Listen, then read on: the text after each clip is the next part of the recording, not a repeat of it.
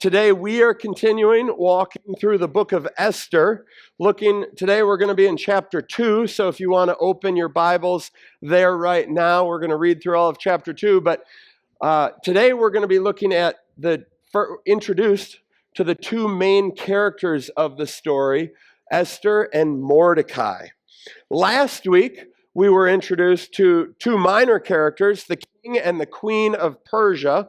And so we learned that King Xerxes was a prideful man who loved to show off how amazing his life was. And he also absolutely hated hearing the word no. And so when he held a huge party and all of his buddies got together and had a big drunken shindig for 7 days, and then he commanded his Queen Vashti to come out to display her beauty for all the men to just look at her in really dirty ways.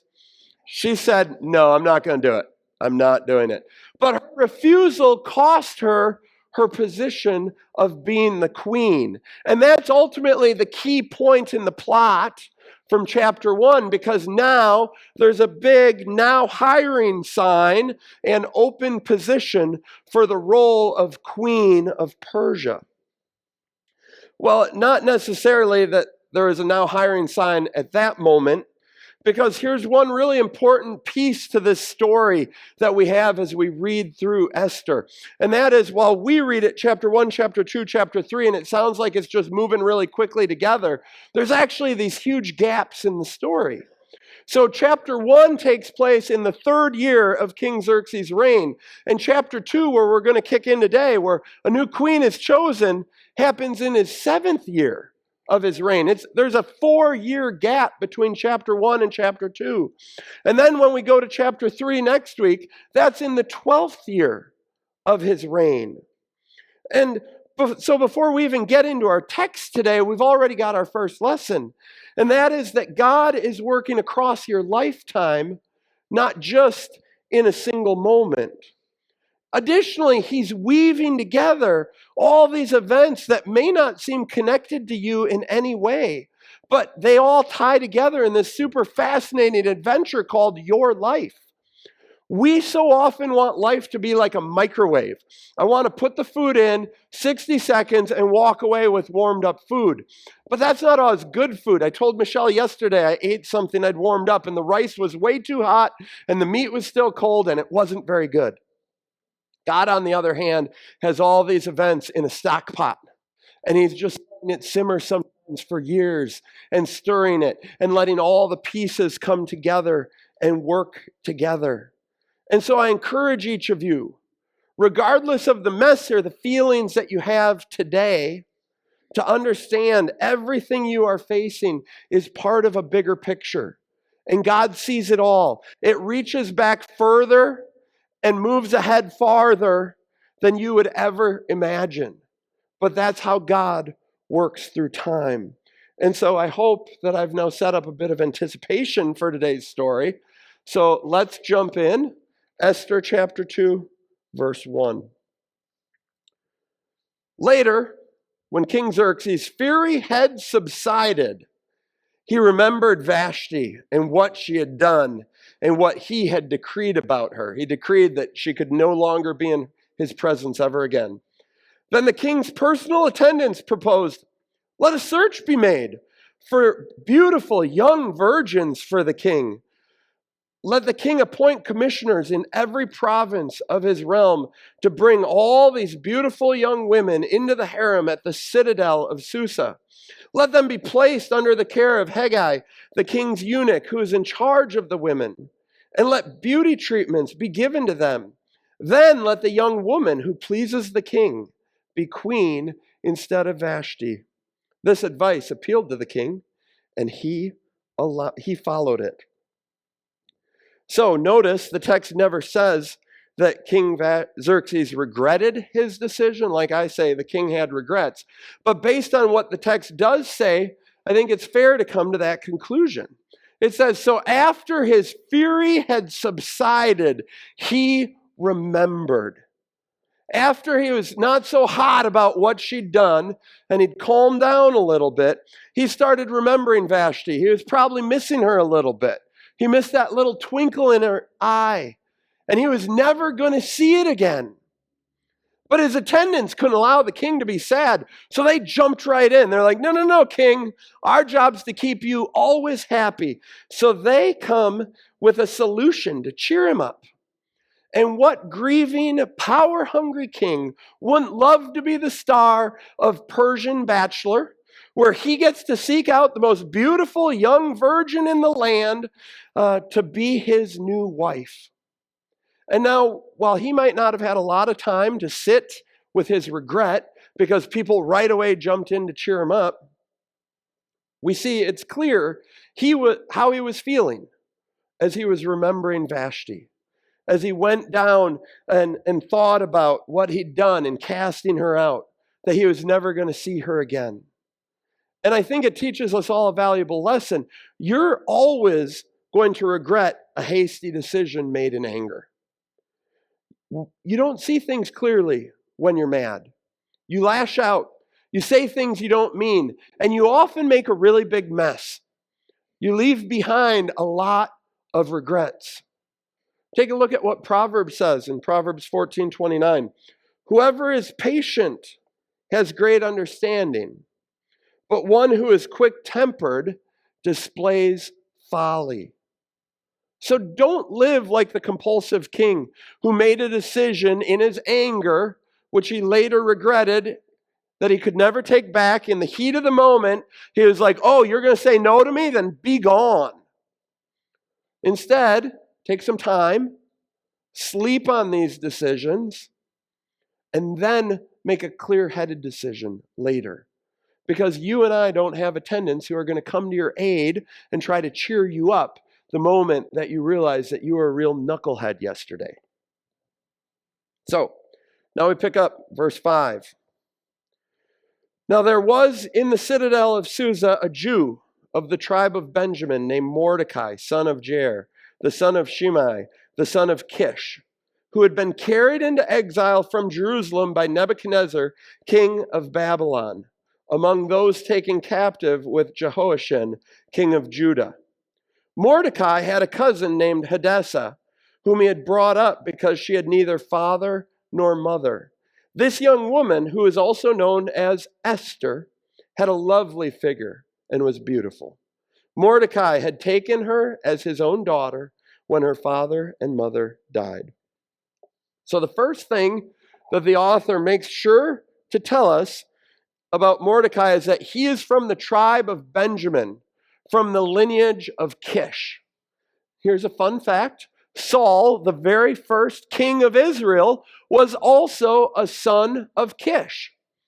And that means nothing to you today in chapter 2. But put it in your noggin, because next week in chapter 3, it's actually a huge part of the story that Mordecai is from the same lineage as King Saul was. And then while the text says Mordecai was carried away from Jerusalem with King Jehoiachin, this doesn't necessarily literally mean that he was brought along with King Jehoiachin. We have to recognize that event is very clearly defined to the year 597 BC. And King Xerxes is very well known in antiquity. And so we know that the years we're reading about where Esther is chosen as queen is the year 479 BC. That is a 118-year difference.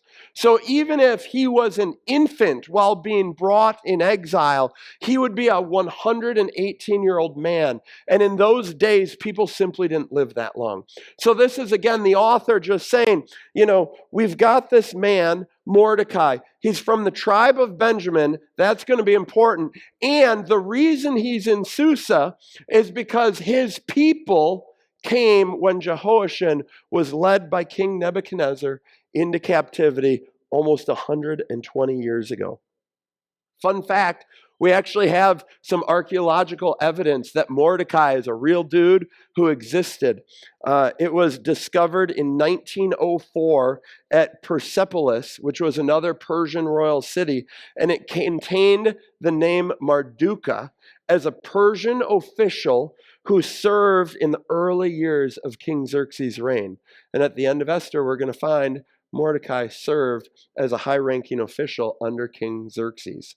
So we know he was there, he served with Xerxes, we know his time and all these facts. When we look at Esther's life, we see first, she was Mordecai's cousin, and she was an orphan who was raised in his home. Her Hebrew name was Hadassah, but because she lived in Persia, she also had a Persian name, and that is Esther, and that's what she's called through the remainder of the story. She was young and very beautiful with a lovely figure. The author is going out of his way to make sure that we understand she was a knockout. Okay, like there's all these adjectives put together to let us know she was an absolutely gorgeous young lady. And that sets us up for where we go in verse 8. When the king's order and edict had been proclaimed, many young women were brought to the citadel of Susa and put under the care of Hegai. Esther also was taken to the king's palace and entrusted to Hegai, who had charge of the harem. She pleased him and won his favor. Immediately, he provided her with beauty treatments and special food. He assigned to her 7 female attendants selected from the king's palace and moved her and her attendants into the best place in the harem. Esther had not revealed her nationality and family background because Mordecai had forbidden her to do so. Every day he walked back and forth near the courtyard of the harem to find out how Esther was and what was happening to her. Before a young woman's turn came to go into King Xerxes, she had to complete 12 months of beauty treatments prescribed for the women, 6 months with oil of myrrh, and 6 months with perfumes and cosmetics. And this is how she would go to the king. Anything she wanted was given her to take with her from the harem to the king's palace. In the evening, she would go there, and in the morning return to another part of the harem to the care of Shezgaz, the king's eunuch, who was in charge of the concubines. She would not return to the king unless he was pleased with her and summoned her by name.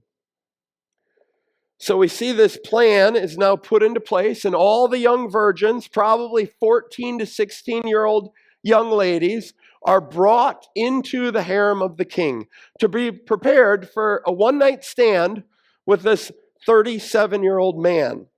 And now the text never talks about this explicitly because that would be in poor taste.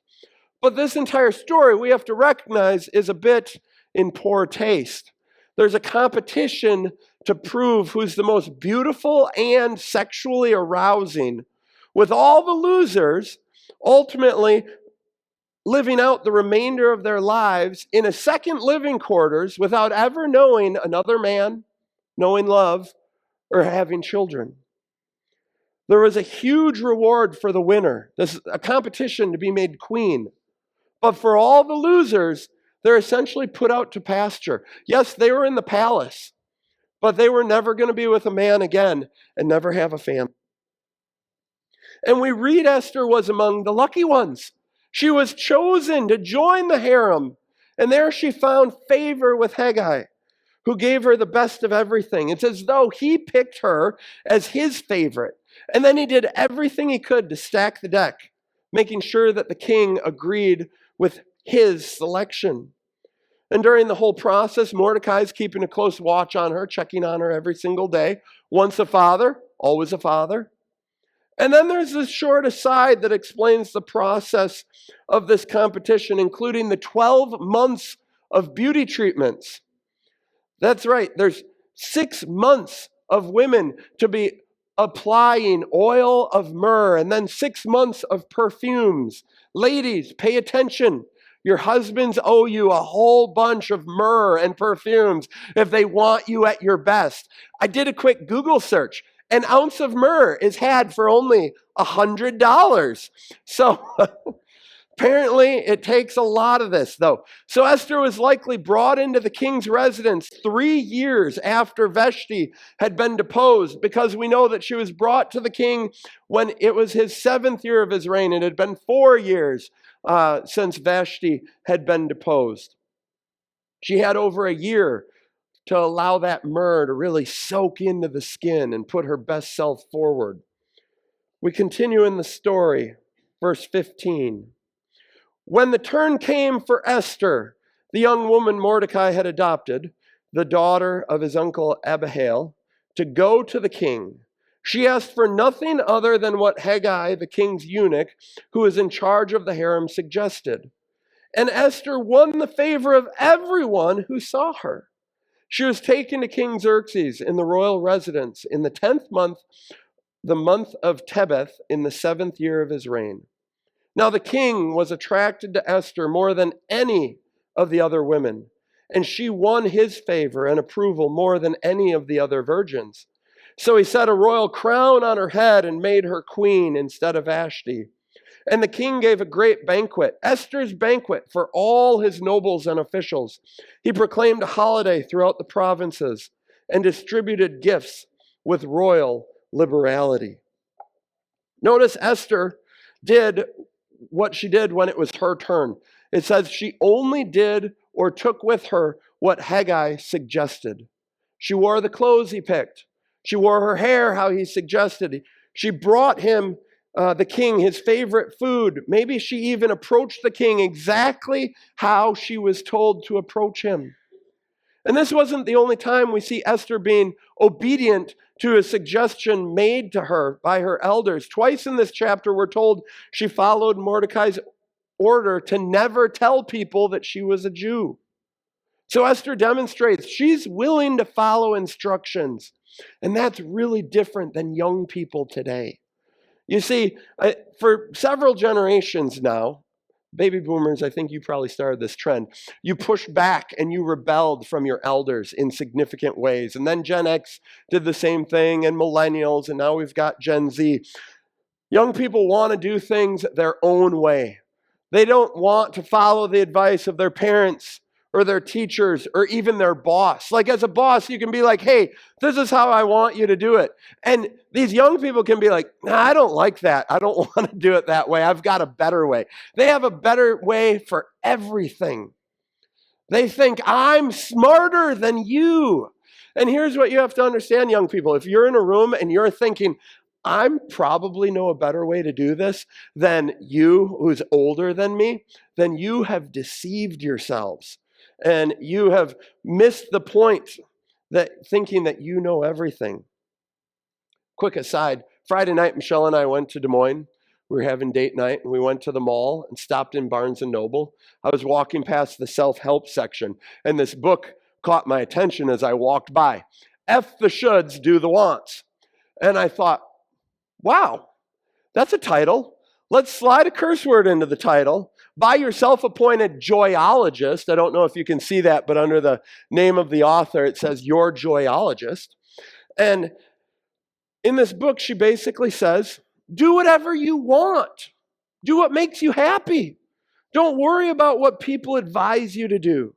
Don't do what others who have lived successfully before you have found actually works and are the keys to happiness. Just do you. Be yourself. You know what's going to make you happy. You know best. I think King Xerxes had a copy of this book by his nightstand. He was like, yeah, I can do that. Thankfully, Esther wasn't interested in this kind of garbage. She trusted and she followed the wisdom of those who had a little more experience. And so, young people, here's the point I want you to hear today. Wise people follow the wisdom of others. Wise people understand that they have a lot to offer. The author of Proverbs lays this out at the very beginning of that book of wisdom in Proverbs chapter 1, verse 7. It says, the fear of the Lord is the beginning of knowledge, but fools despise wisdom and instruction. Fools despise advice. They despise hearing what other people think. They want to do everything on their own. Just let me figure it out. And this incredibly wise man who wrote Proverbs is like, that's idiotic. You're going to create so much more pain for yourself when others could clearly say, if you do this, you're going to experience this really bad outcome. So don't fall into that trap. Prove your own wisdom and listen to the wise advice of those who have already gone through what you are going through. I used to hate taking advice. I was young once. I thought I knew better. I thought I could learn. But then there was a moment where I realized that the advice was often better than the decisions I was making. And I realized, you know what? I still have a lot to learn. I think it was like 25 years old when I realized how much I didn't know. But up to that point, I was the smartest guy in the room. It was a humbling experience, but it also helped me a lot to make better decisions, to seek out the wisdom of others. And obviously, this wisdom served Esther really well. And then what we see in this passage is ultimately Esther won.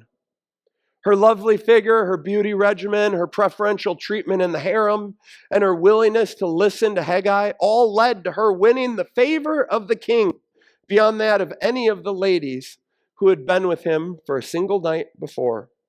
The king was smitten. So he put the crown on her head, and she announced her as the queen. She called together a giant royal banquet to celebrate with all of his nobles, and he even called for a special holiday. Likely it was a tax break for all the people in Persia. So the king had one really memorable night, and everybody else got a tax-free weekend. The story is a little bit absurd. I hope you hear that. Now, we could look at Esther's win as being the result of her achievement, that somehow she knew what to do with the king. Or we could recognize it for what it is, God's hand of favor over her. Proverbs 21 verse 1 tells us, in the Lord's hand, the king's heart is a stream of water that he channels toward all who please him. That verse fits this situation absolutely perfectly. So it's no surprise that Xerxes chose Esther. His heart was compelled by the very power of God.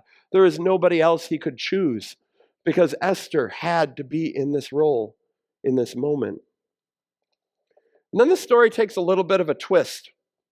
Verse 19 says, when the virgins were assembled a second time, Mordecai was sitting at the king's gate.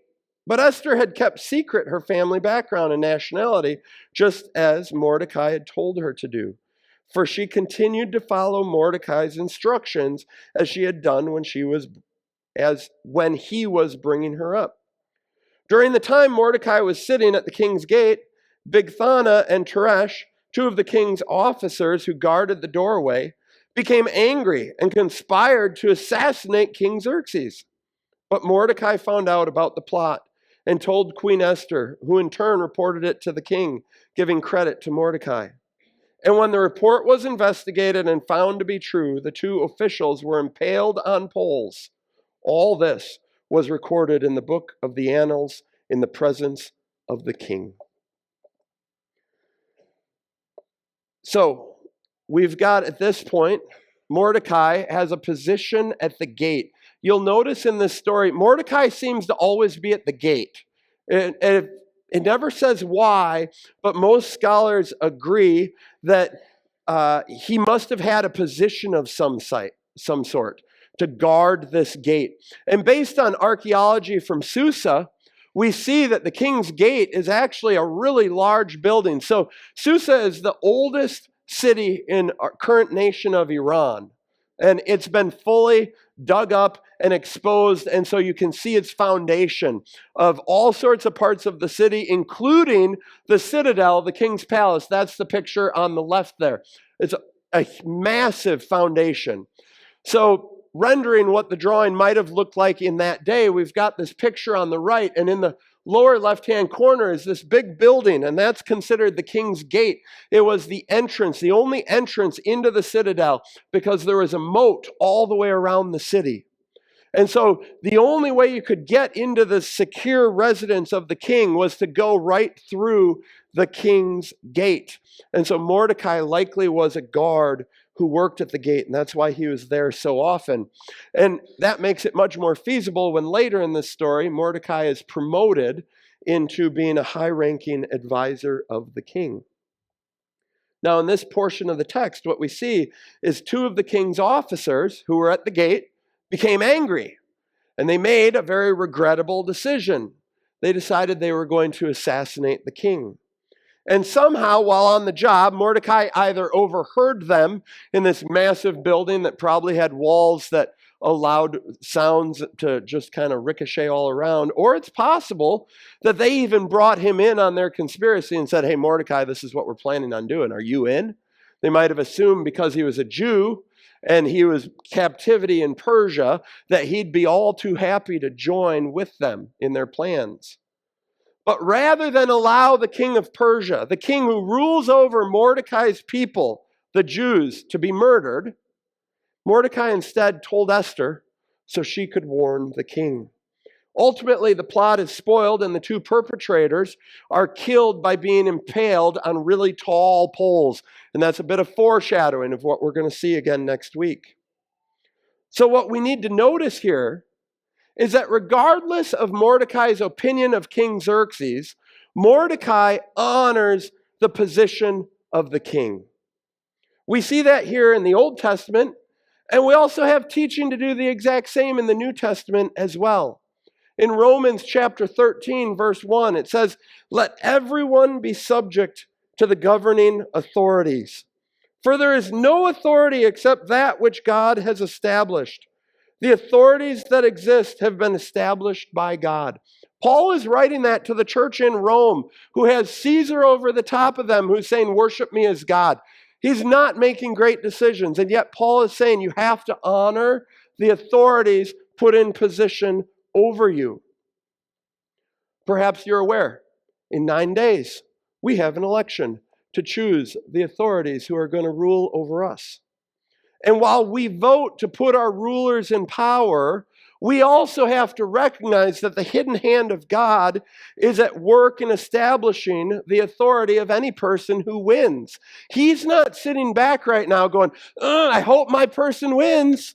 I sure hope that he gets the right number of votes.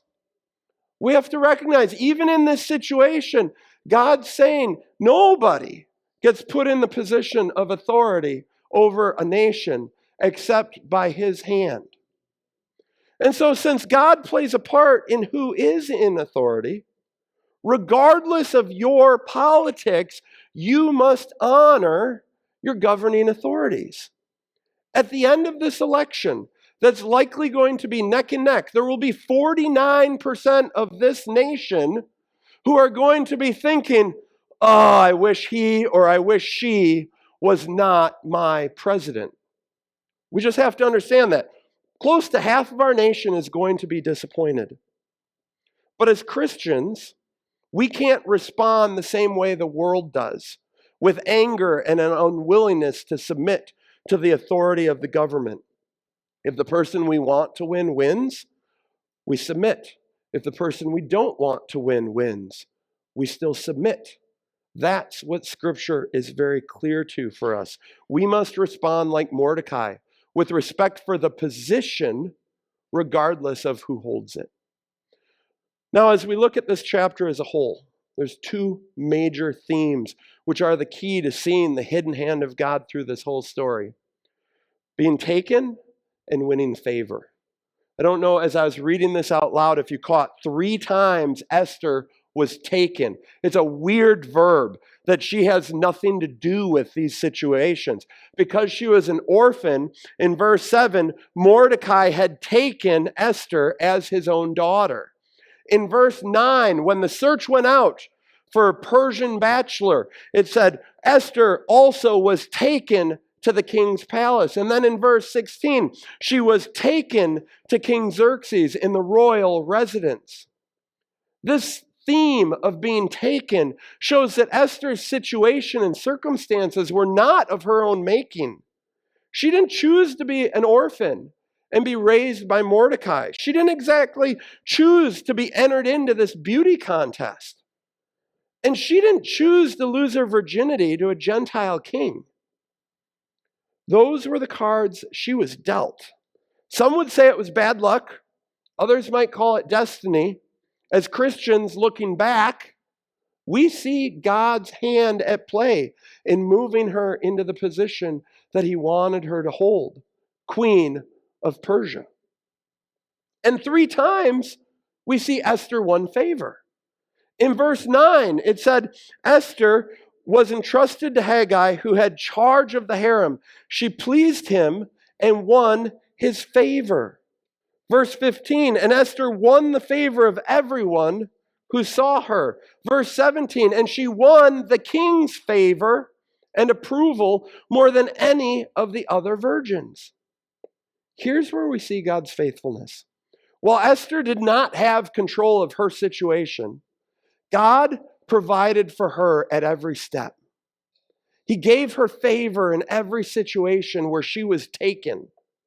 God proves that he is clearly in control in this entire story. And he's making sure that all the pieces of the game are moved exactly where he needs them, when he needs them, even if it's on a timeline that's not nearly as fast as we want.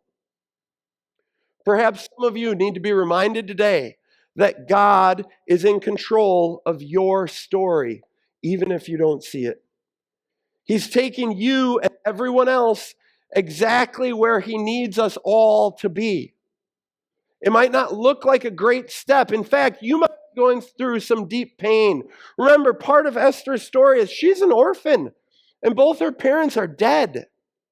We forget the pain that she experienced in that, and instead we're like, yay, Esther's made queen. No, there's some real hurt here. There's some real challenges that she has to go through. But God is faithful and doesn't let her down. He doesn't let you down either. It doesn't matter if you see it, if you feel it. The fact remains, God is always at work in this world and in your life. In the good times and even in the bad. Trust that God is working for your good. Maybe here in this life and maybe in the next. Would you bow your heads with me as we pray?